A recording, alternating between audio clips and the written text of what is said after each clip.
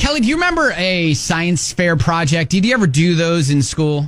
Yeah, the biggest one I remember was I used a prism to make a rainbow. I had like this long, narrow black box, and at the end, like, flashlight shining on a prism, something like that. Did you win any awards for it?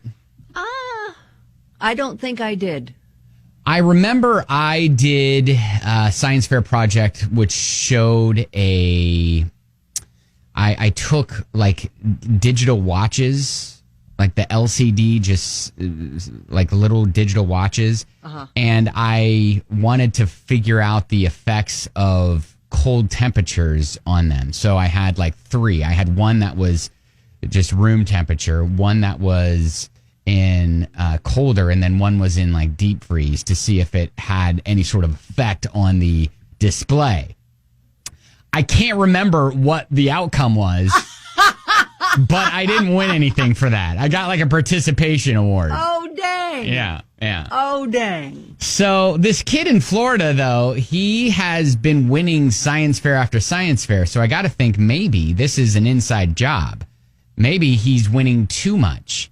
And that's why this setting the bar story next involves his science fair project. Uh-oh. Yep. We go to Florida for this one. Okay. I'm so excited to hear what he's going to do. It's coming up next.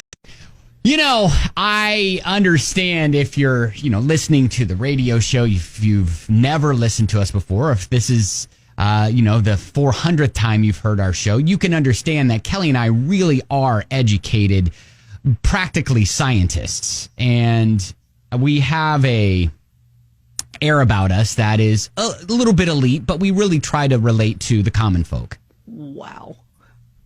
Couldn't be more off base, but keep going, Sparky. What I'm trying to say is, when we gravitate towards these stories that involve science because of hashtag education. And well, I just kind of really liked it because he's making cupcakes. Hashtag highbrow.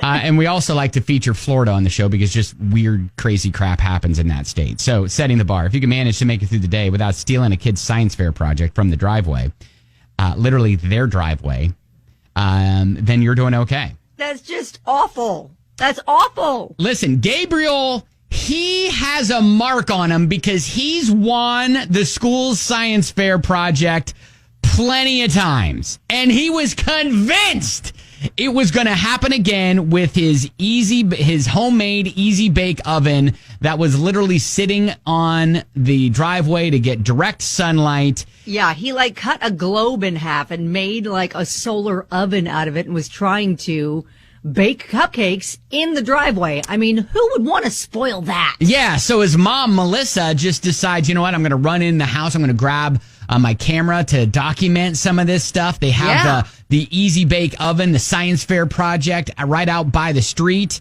Time-lapse photography would be great with this. Absolutely. When this happens from NBC2. I thought perhaps one of the neighborhood children had picked it up to play with it. But the cupcake capers weren't kids. Her cameras caught an older woman stepping out of this car, grabbing the oven and that cupcake, and then taking off. We drove around a little bit. I was hoping that maybe I could find who took it. It would have been a guaranteed first person. I don't know. So good. It was pretty cool. I mean, Gabriel's like, listen, this was a lock to be a champion science fair project. That was the winner chicken dinner. Made off with it. Oh. This is why I'm thinking it was an inside job. It was one of his classmates' relatives, or maybe it wasn't even a mom because that would have been too obvious because they did get them on camera, right?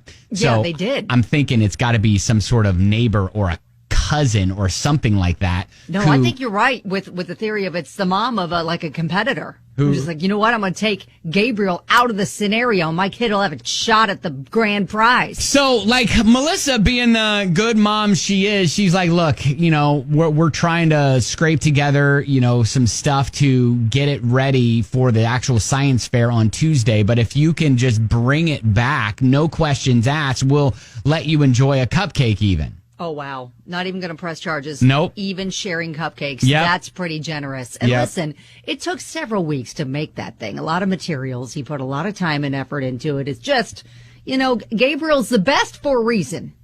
Like I said, I think it's an inside job.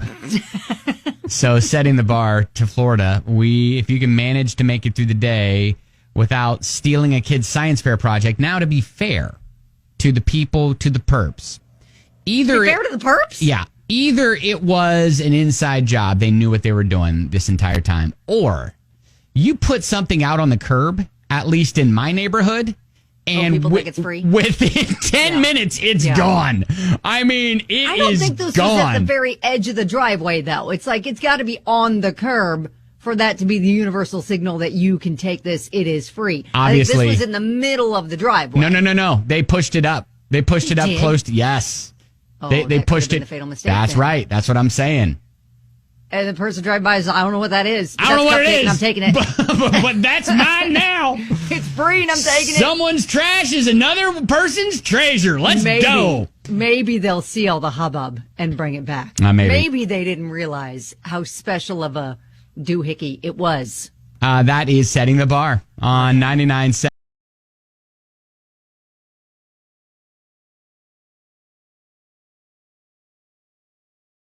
DJX.